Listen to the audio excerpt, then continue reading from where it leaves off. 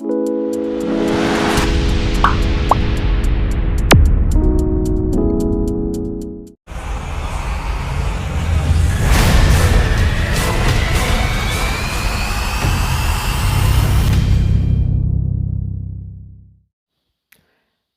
everyone. In this video, we will discuss about the previous questions from the section English in India. We will be talking about questions asked from the section English in India in the UGC NET 2020 exam. The exam was conducted in 2 shifts and there were almost 12 questions from in this exam in the 2 shifts, and we will be talking about all of them. We will be talking about the questions, the answers, and other vital information about the other given options, and so on and so forth. Now, before moving on to the content of our video, let me remind you to subscribe our channel if you like our videos.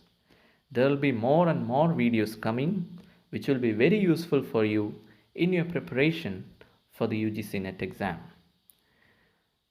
You can also use the comment section to express your opinions about our videos, and you can also let us know on which section of the syllabus you want us to do videos on. One more thing, Litsure Academy is providing paid classes on UGC NET. We have one batch currently going on, and if you want to join us, please contact us through the WhatsApp number given in the last part of this video. Now let us come back to our content. We are talking about English in India section of the UGC NET syllabus. This is a recently added part of UGC NET syllabus, and there are significant questions asked from this part in the last 3 to 4 exams. So it will be important for you guys to study this part thoroughly so that you can easily score when the exam comes. Now, as I said, there were almost 12 questions asked from this part in both the shifts, so we will be discussing all of them. The first question, which British administrator sought to make everything as English as possible in a country which resembles England in nothing, as recorded by Sir Thomas Monroe? So you have an opinion here.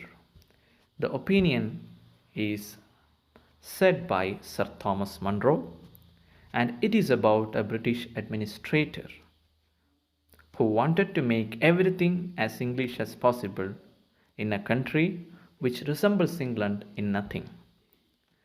4 options are given there: Lord Bentinck, Lord Hastings, Lord Cornwallis, and Lord Wellesley. The answer to this question is option 3, Lord Cornwallis. So Sir Thomas Monroe's this particular opinion is about Lord Cornwallis. Who is Lord Cornwallis? He was a Governor General of India, and Sir Thomas Monroe was a former governor of Madras Presidency. Monroe was a governor of Madras Presidency, and at that time Lord Cornwallis was the Governor General of India. There is another important thing that you have to study related with Monroe, that Monroe prepared a report on indigenous education in Madras.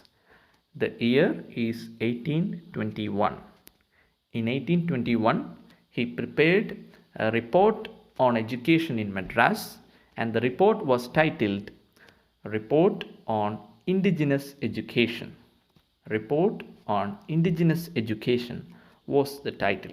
This is a significant point related with the English in India section that you have to study and remember. Now let us move on to the next question. On December 11, 1823, Ram Mohan Roy addressed a letter to the British authority which pleaded for modern Western education and is considered historically important for the introduction of English education in India. Who was the letter addressed to?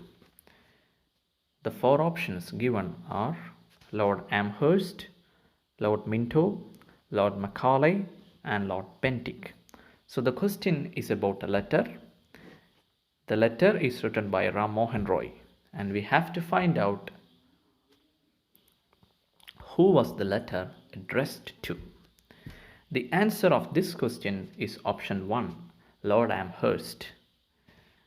Lord Amherst was the then Governor General of India, and Ram Mohan Roy wrote a letter to Lord Amherst, who was the Governor General of India at that time, in which he pleaded for the introduction of Western education in India.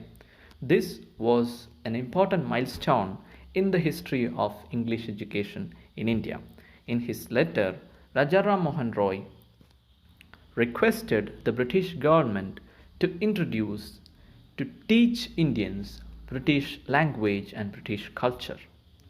And it is also interesting to note that Ram Mohan Roy was a person who believed that Indian culture is corrupt and Indians should study and follow English culture if they wanted to lead a better life. And the other three options, Lord Minto, Lord Macaulay, and Lord Bentinck, they were all English officials who were in India, and therefore they were all related with English education in India. And we will be talking about some of them as we proceed in this video, because there are questions about them as well. Now the third question. Here you have two statements.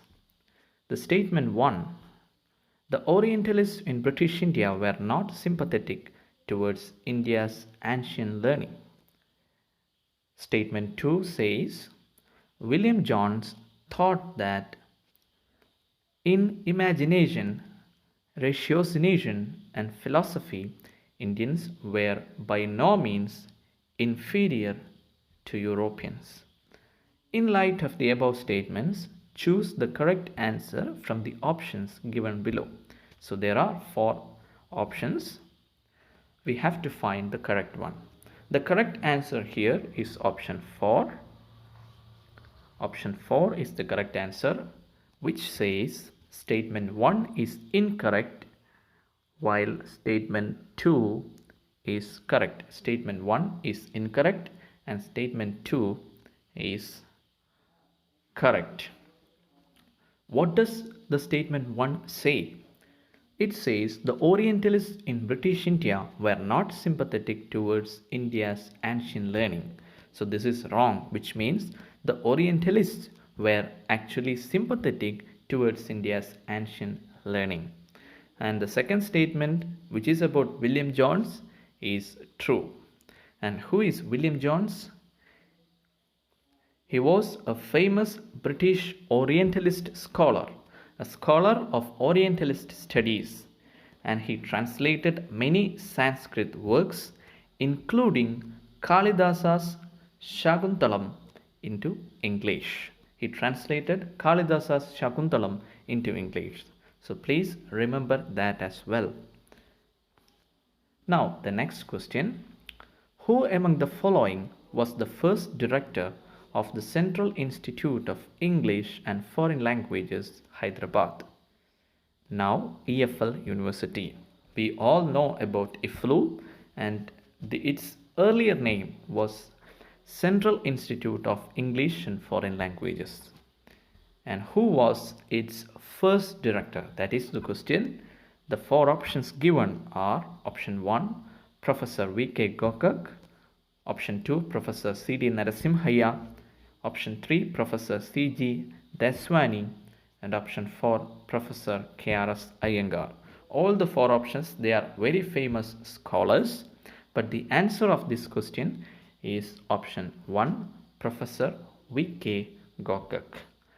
V.K. Gokak was a famous scholar and writer of Kannada and English, a bilingual writer and very famous scholar. He is also a winner of the greatest literary award in India, that is Jnanapeeth Award. IFLU, as we all know, was established in 1958. This is for your info, 1958. And it is established by the then Prime Minister Jawaharlal Nehru. So that is all about this particular question. We will move on to the next one. And this is about Macaulay's Minute. Macaulay's Minute of 1835 is a very important milestone of English education in India. Something as we students should not forget when we study English in India part. So the question, Macaulay's Minute of 1835 sought to, what does it seek? You have to find out from the options. Option A, promote European literature and science among the natives. Option B, impart knowledge of English literature and science through translated texts. Option C, encourage branches of native learning by more useful studies. And final option, stop expenditure on the publication of Oriental works and spend funds only on English education. Choose the correct answer from the options given below. The 4 options are there and the right answer is option 1, that is A and D. Options A and D are the right answers to this question. Option A says promote European literature and science among the natives. Yes, this was the major objective of Macaulay's Minute. It recommended to promote European literature and science among the natives.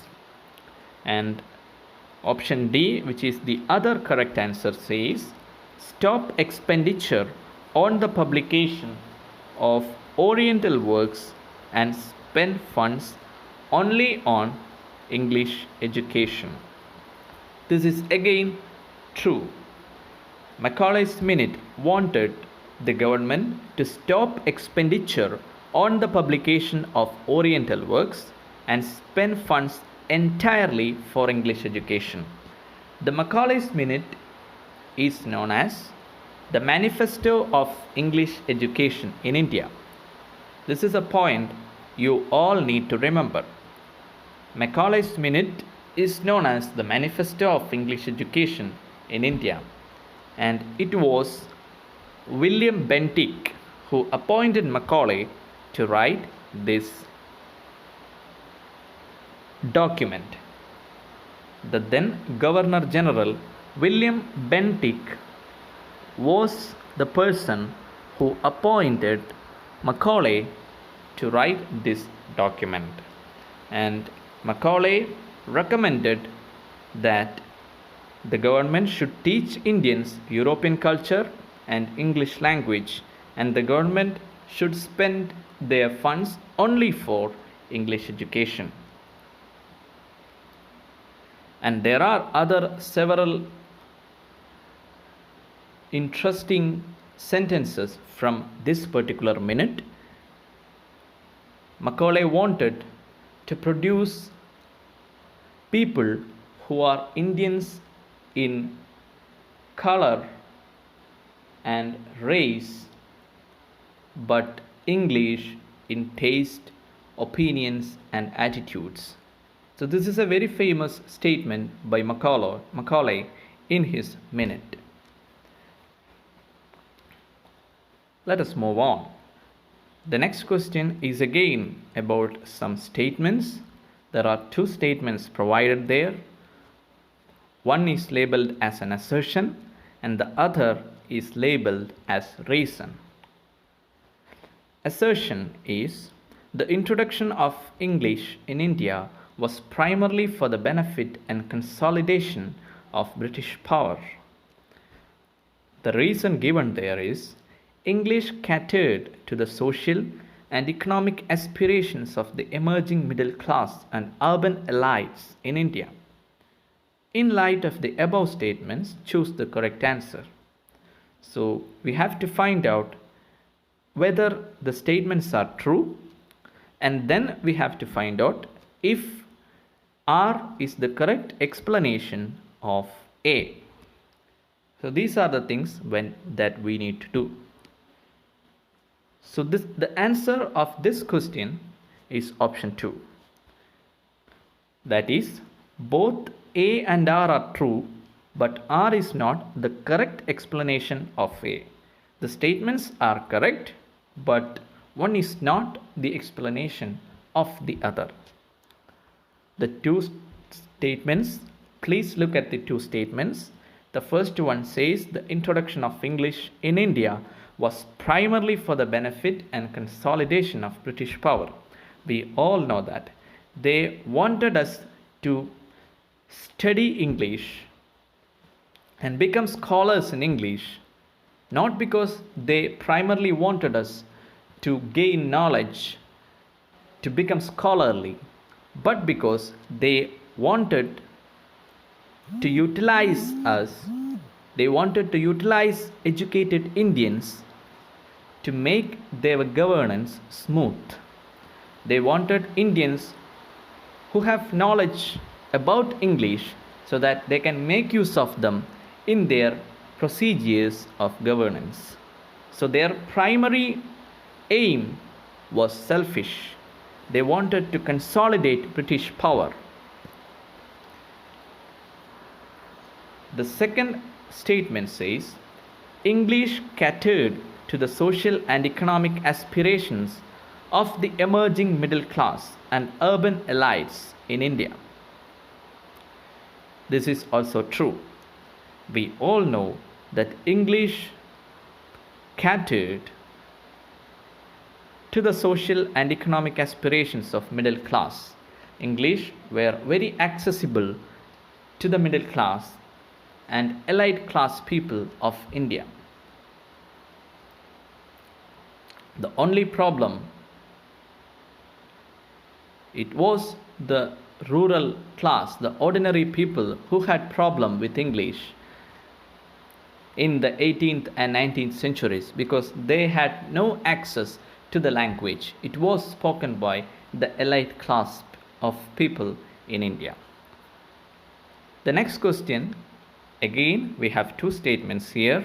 The first statement says the Education Commission of 1964 recommended the removal of English as a medium of instruction at the college level.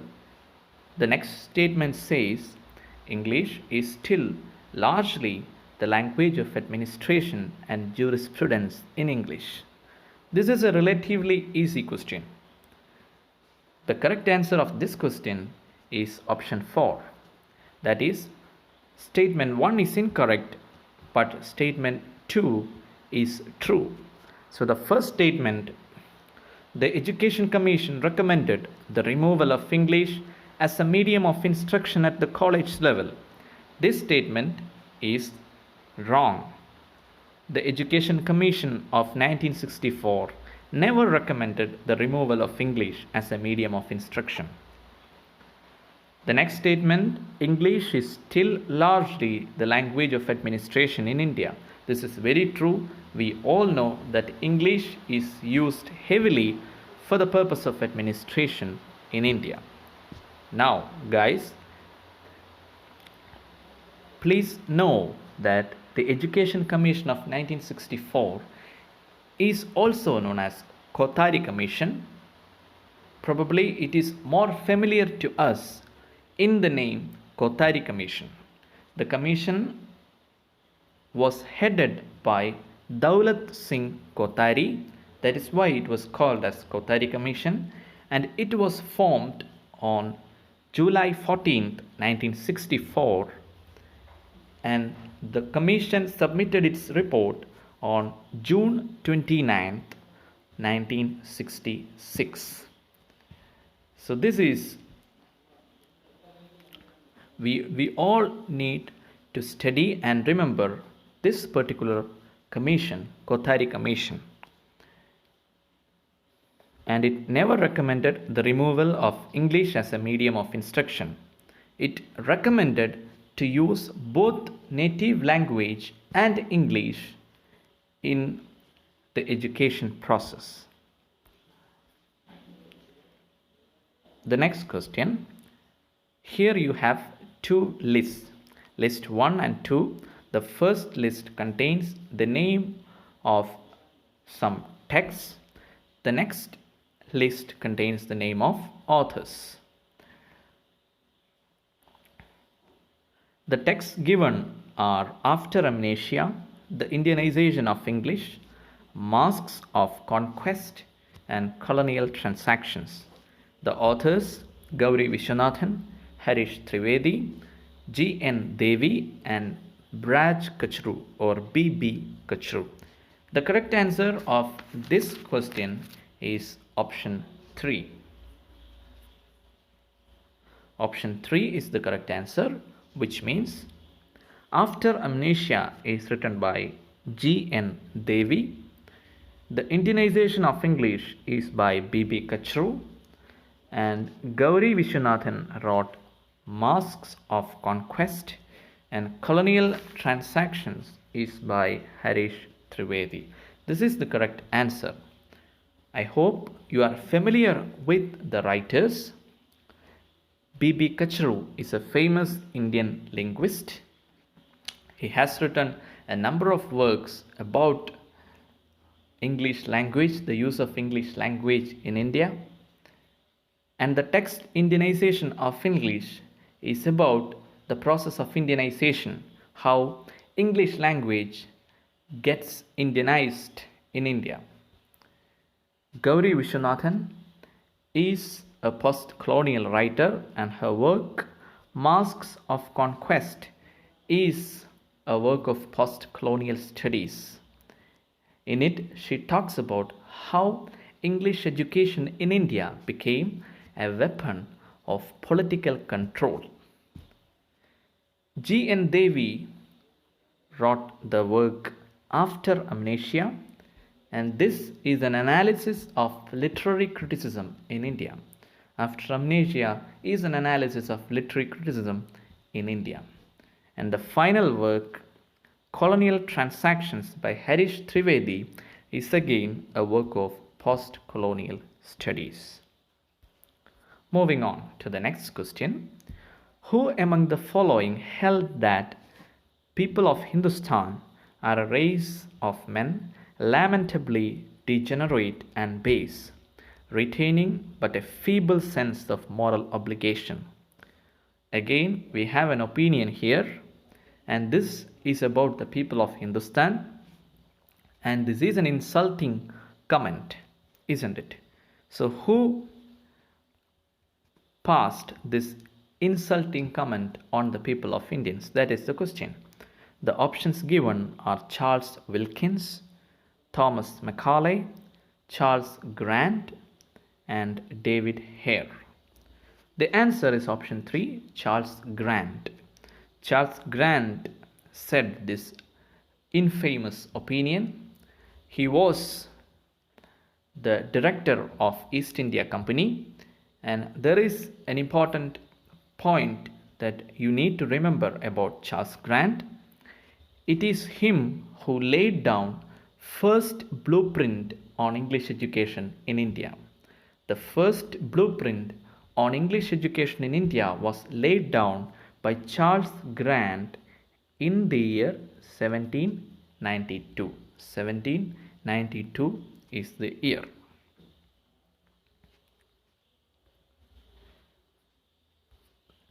The next question.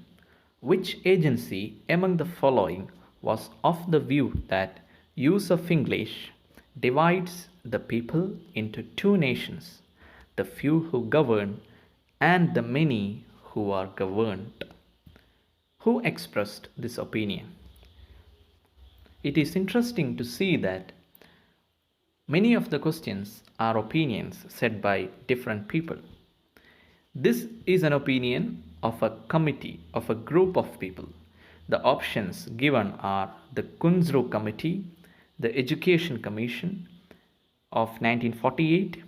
The Education Commission of 1948 is headed by Dr. S. Radhakrishnan. Third option is the Education Commission of 1964, which is also known as Kothari Commission, which we earlier discussed. The final option is the Working Group on Regional Languages. The answer of this question is option 2, Education Commission of 1948. It was headed by Dr. S. Radhakrishnan, and it is this commission which expressed the opinion we mentioned earlier.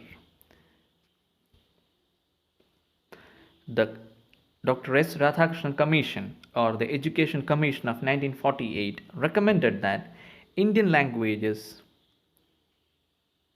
should be the medium of instruction even at higher level. That was